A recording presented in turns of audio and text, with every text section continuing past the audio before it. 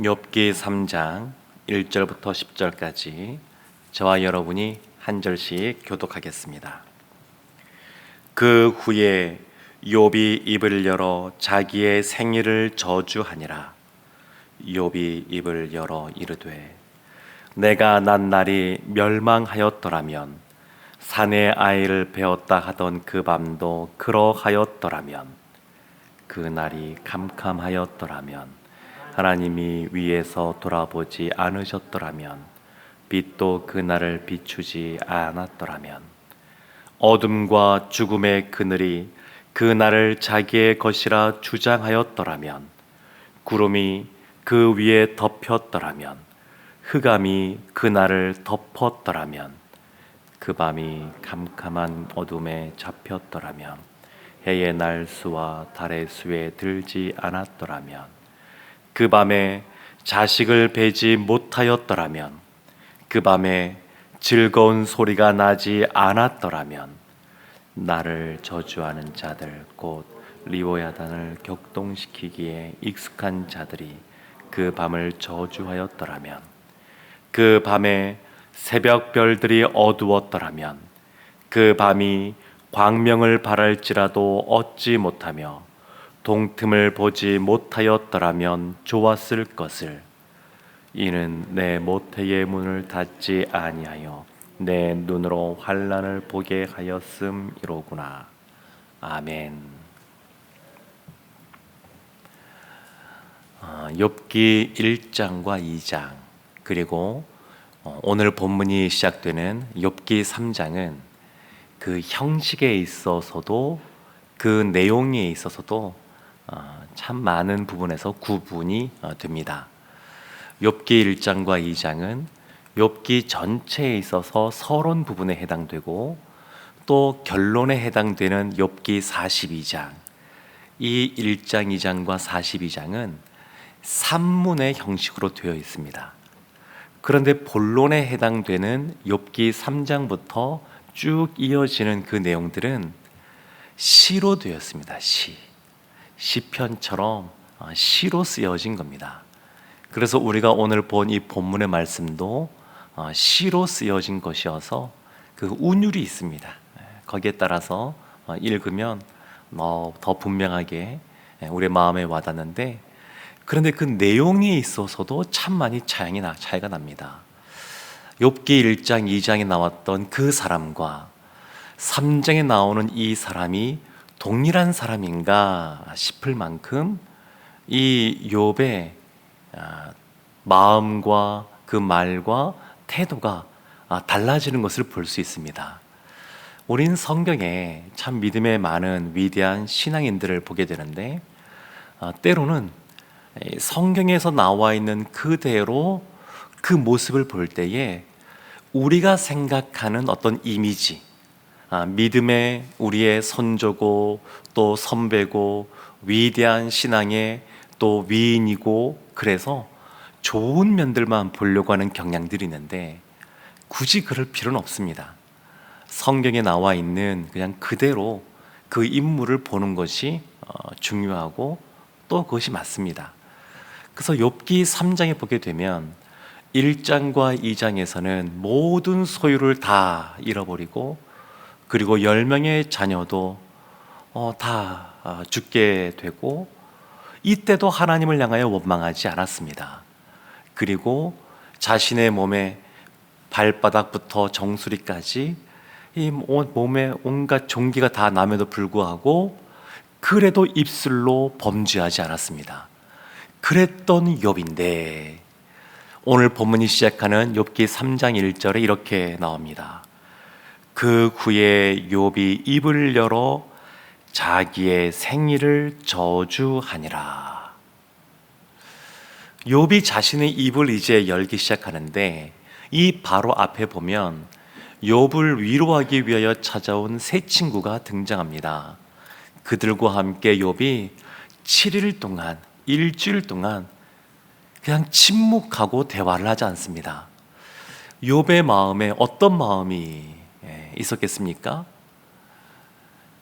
모든 소유를 다 잃어버려도 하나님을 향하여 원망하지 않았는데 그리고 몸에 종기가 나면서도 하나님을 향하여 입술로 범죄하지 않았는데 그 7일의 세 시간을 보내면서 이해할 수 없는 이 일들에 대해서 이 마음속에서부터 쏟아져 나오는 그러한 말들이 있는 겁니다.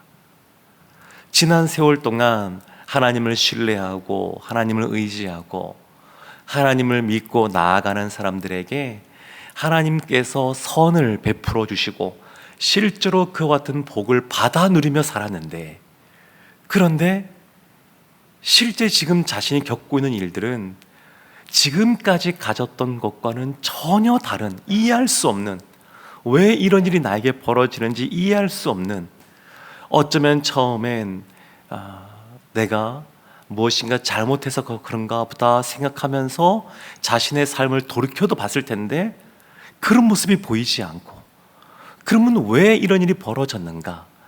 그러면서 그 안에 깊은 그러한 고통 가운데 이 신음하고 잠겨 있었습니다. 그러면서 어찌 보면 불경스러운 말들을 하나님 앞에 또 친구들 앞에 사실은 쏟아내는데, 이것을 너무 욥은 하나님을 경외하지 않는 사람이구나, 너무 그렇게 판단할 필요는 없습니다. 이 욥이 얼마나 그 마음의 고통이 심했는지 그것을 먼저 이해해 주는 것이 필요합니다. 1절 말씀에 욥이 입을 열었는데 누구를 향하여 입을 열었냐면, 욥이 이와 같이 말한 이후에 4장 1절 보면 그의 친구인 엘리바스가 욥의 말에 대답을 합니다.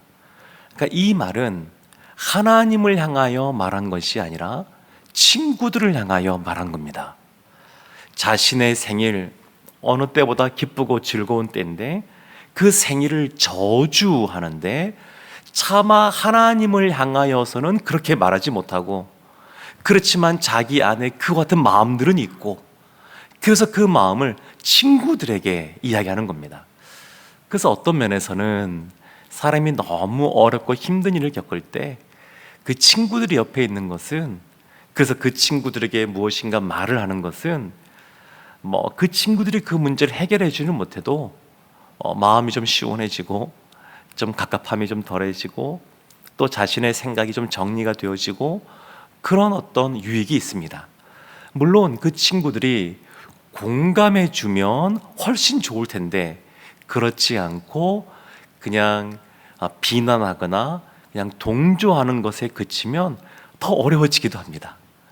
친구들에게 있는 그런 마음의 고통을 이야기했는데 그것을 이해해 주지 못하고 오히려 너가 잘못해서 그렇지 이렇게 정죄하고 비난하면 사실은 더 힘들어지는 그런 부분도 있습니다.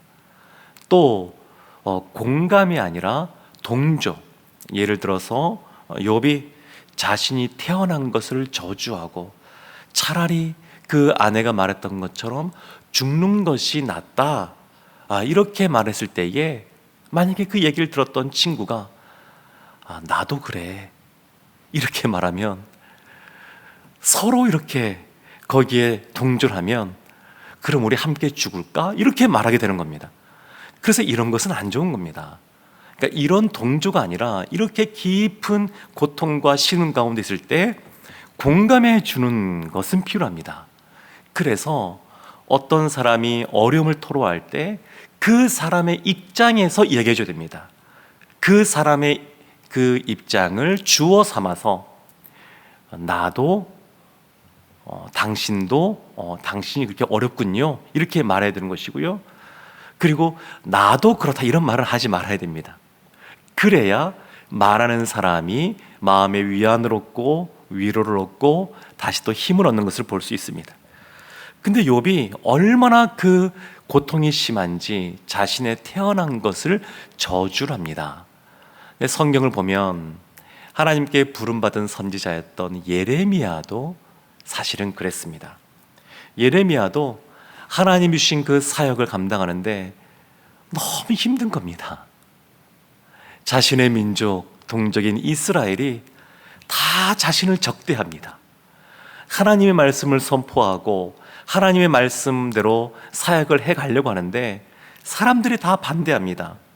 너무 힘들어서 예레미야 20장 14절 15절 보면 예레미야 선지자가 이렇게 말합니다. 내 생일이 저주를 받았다면, 나의 어머니가 나를 낳던 날이 복이 없었다면, 나의 아버지에게 소식을 전하여 이르기를 당신이 등남하였다 하여 아버지를 즐겁게 하던 자가 저주를 받았다면. 그러니까 이 예레미야 선지자도 사역을 감당하면서 주님이 부르셔서 그 사역을 감당하지만 그 너무 열매도 없고 사람들은 다 적대하고 하기 힘드니까 그 마음의 고통이 너무 심해서 자신의 생일을 저주하는 이런 모습이 있었습니다. 근데 욥은 더합니다. 3절 말씀 보면 욥이 이렇게 말합니다. 내가 난 날이 멸망하였더라면. 하나님이 온 우주를 창조하시는데 욥이 지금 하는 말은 뭐냐면 차라리 멸망하였더라면 좋았을걸, 이렇게 말을 하는 겁니다. 3절부터 9절까지의 말씀을 보면 뭐뭐 하였더라면 계속 그 말이 나옵니다. 4절 말씀 보면 그 날이 캄캄하였더라면, 하나님이 위에서 돌아보지 않으셨더라면, 빛도 그날을 비추지 않았더라면, 5절에도 어둠과 죽음의 그늘이 그날을 자기의 것이라 주장하였더라면, 구름이 그 위에 덮였더라면, 흑암이 그날을 덮었더라면, 6절에 그 밤이 캄캄한 어둠에 잡혔더라면, 해의 날수와 달의 수가 들지 않았더라면, 9절에도 보면 그날의 새벽별들이 어두웠더라면, 그 밤이 광명을 발할지라도 얻지 못하며 동틈을 보지 못하였더라면 좋았을 것을. 어둡기를 원하는 겁니다. 깜깜해지기를 원합니다. 빛이 그 빛을 잃어버리고 그 어두운 밤과 같이 되기를 원하는 겁니다. 창세기 1장 3절을 보면 하나님이 천지를 창조하실 때 제일 먼저 하신 것이 뭐냐면 빛이 있으라 라는 것이었는데, 지금 욥이 말하는 것은 뭐냐면 그 빛이 아니라 어둠이 있었으면 좋겠다는 겁니다. 어둠. 자신의 고통이 너무 심하니까, 견딜 수 없으니까, 너무 괴로우니까 숨고 싶은 겁니다. 자신의 지난 삶이 다 부정당하는 것 같고 이해되지 않고 도대체 왜 이런 어려움이 자신에게 오는지 그 고통이 너무 이렇게 아픈 겁니다. 그냥 이와 같이 나가는 겁니다. 예수님이 십자가를 지시기 전날 겟세마네 동산에서 그 십자가를 지시기 위해 하나님 앞에 나아가 기도할 때에 그 너무 그 어렵고 힘든 시간인 것을 토로하시는 그러한 내용이 있습니다. 지금 이 욥이 그런 겁니다. 너무 힘든 겁니다. 근데 이가 힘들었던 이유가 또 있습니다. 그것은 왜 그러냐면 이 당시의 사람들은, 이들의 믿음은 하나님께서는 하나님 앞에 나아간 사람에게는 복을 주시고 하나님을 멀리한 사람에게는 벌을 주신다라고 하는 이런 인과응보, 이 보응의 원리, 보상의 원리에 대한 생각들이 있었습니다. 성경은 이와 관련된 말씀들이 많습니다. 하나님을 순전하게 바라보고 늘 하나님께 예배하고 기도하는 삶을 살고 찬양하는 삶을 살면 하나님이 복을 주신다고 약속한 말씀들이 참 많이 있습니다. 그런데 그런 삶을 살아가는 신자임에도 불구하고 욥과 같은 그냥 집안이 망하고 알거지가 되고 자녀는 다 죽고 몸에 질병은 생기는 이러한 어려움도 생길 수가 있습니다. 그래서 이해하기 어려운 겁니다. 내가 그동안 알고 있던 하나님, 내가 믿던 그러한 그 신앙은 이러한 것이 아닌데 왜 신자인 나에게, 그것도 남들보다 더 열심히 새벽마다 나와서 기도하고 그리고 열심히 전도하고 예배 시간 빠지지 않고 또 다른 사람에게 하나님의 사랑을 흘려보내고 이러한 삶을 살아가는 나에게 왜 이와 같은 어려움들이 찾아오는가? 직장에서도 사업을 하면서도 왜 이런 어려움이 찾아오는가? 이런 혼란이 있는 겁니다. 이해되지 않는. 잠언을 보면 이 보응의 원리, 보상의 원리가 참 많이 나와 있습니다. 잠언 13장 2절 말씀 보면 이렇게 나옵니다. 사람은 입의 열매로 인하여 복록을 누리거니와 마음이 괴사한 자는 강포를 당하느니라. 입을 지키는 자는 자기의 생명을 보존하나 입술을 크게 벌리는 자에게는 멸망이 오느니라. 잠언 13장 4절에도 게으른 자는 마음으로 원하여도 얻지 못하나 부지런한 자의 마음은 풍족함을 얻느니라. 잠언 13장 6절에 보면 공의는 행실이 정직한 자를 보호하고 악은 죄인을 패망하게 하느니라. 우리가 익숙한, 우리가 믿고 있는, 우리가 따라가는 그런 말씀이 잠언에 정말 많이 있습니다. 그리고 성경 전체에도 정말 많이 있습니다. 그럼에도 불구하고 욥이 이유 없는 고난을 당하고 있는 겁니다. 우리는 1장, 2장을 아니까 어떤 일이 벌어졌는지, 천상에서 어떤 일이 벌어졌는지 아니까 이 상황이 이해되지만 욥의 입장에서는 이해가 되지 않습니다. 왜 이유 없는 고난이 나에게 찾아오는가? 그리고 보상의 원리, 보응의 원리가 아닌 모습이 왜 나에게 나타나는가? 견딜 수 없는 마음이 있는 겁니다. 그래도 하나님을 믿기에 차마 하나님을 향하여 이와 같은 말을 쏟아내지는 못하고 친구들에게 쏟아내는 겁니다. 친구들에게. 10절 말씀에 보면 이렇게 말씀이 나옵니다. 이는 내 모태의 문을 닫지 아니하여 내 눈으로 환난을 보게 하였음이로구나. 태어나지 않았으면 모르겠는데 태어나서 내가 환난을 보게 되었다, 이렇게 말을 합니다. 사랑하는 성도 여러분, 욥이 인생을 아는 겁니다. 인생은 태어나면 이 환난에서 벗어날 수가 없습니다. 자녀가 어렸을 때 아기로 태어나면 어렸을 때는 그런 거 모르고 그냥 엄마 품에서 그냥 기쁘고 행복하게만 살다가 사춘기에 접어들면 이제 미래에 대해서 고민하게 되고, 그리고 성적에 대해서 생각하게 되고, 그리고 거기에 대한 불안감들이 찾아오게 되고, 청년 때에도 그 어느 때보다 안정되지 않고 그 혼란한 시간들을 보내게 됩니다. 그런데 이런 시간이 있어야 어른이 됩니다. 사춘기 때, 또 청년기 때 이와 같은 시간 없이 엄마 아빠 말을 늘 잘 듣고 그냥 모범생으로서만 쭉 자란 사람은 몸은 크고 머리는 커졌을지 몰라도 그러나 이와 같은 혼란스러움, 어려움, 탕자와 같은 시간들을 보내지 않으면 하나님 앞에서 더 깊은 사랑을 깨닫지 못하는 것처럼 사람이 성장하지 않습니다. 몸은 컸지만 그 정서적으로 정신적으로는 어린아이 같은 어른아이의 모습이 나타나게 됩니다.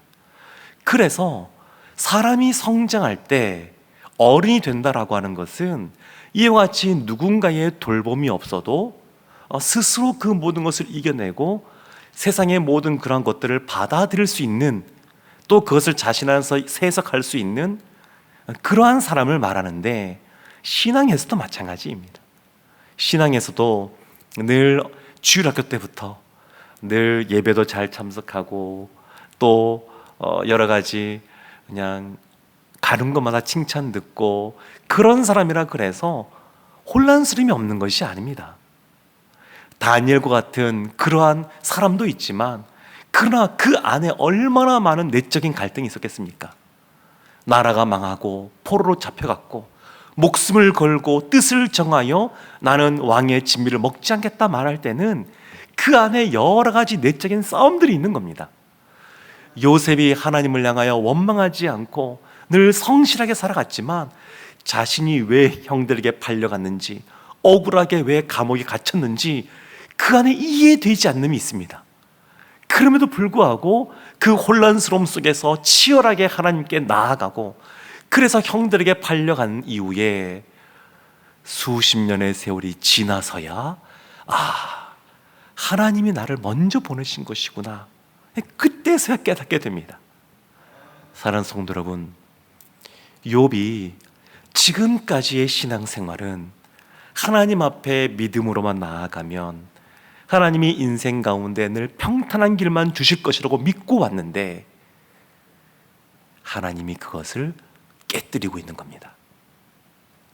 욥이 이와 같이 폭풍처럼 하나님 앞에 이 모든 것들을 쏟아내고 있는데, 욥기 후반부에 가면 하나님이 등장하여 말씀하실 때 욥의 이와 같은 울타리들을 벗어나서 하나님을 더 깊이 경험할 수 있도록 그 욥을 이끌어 주십니다. 그리고 우리가 분명히 기억해야 될 것은 욥이 하나님 앞에 인정을 받는다는 겁니다. 마지막 결론에 가게 되면 하나님이 욥의 이 모든 의로운 모습들을 인정해 주십니다. 잠언 23장 13절과 14절 말씀이 이렇게 나옵니다. 아이를 훈계하지 아니하려고 하지 말라. 채찍으로 그를 때릴지라도 그가 죽지 아니하리라. 내가 그를 채찍으로 때리면 그의 영혼을 수월에서 구원하리라. 자녀를 잘 가르치는 것, 그냥 말로만이 아니라 그에게 오늘날은 뭐 때리면 법으로도 안 되니까 그럴 수 없지만, 그러나 잘 경책하면서 가르치는 것, 그것은 그 자녀를 구원하는 겁니다. 우리도 마찬가지입니다. 우리도 하나님께서 이와 같이 우리의 삶 속에 어려운 일들을 허락하시는 것은 그걸 통하여 우리를 구원하시기 위해서 그렇습니다. 하나님이 원하시는 사람으로, 하나님의 그 크고 위대하신 그 하나님, 우리가 단순히 예수님 믿으면 죄 용서 받고 구원받습니다, 이걸로만 설명이 되지 않습니다. 십자가의 비밀이 얼마나 크고 깊은지 모릅니다.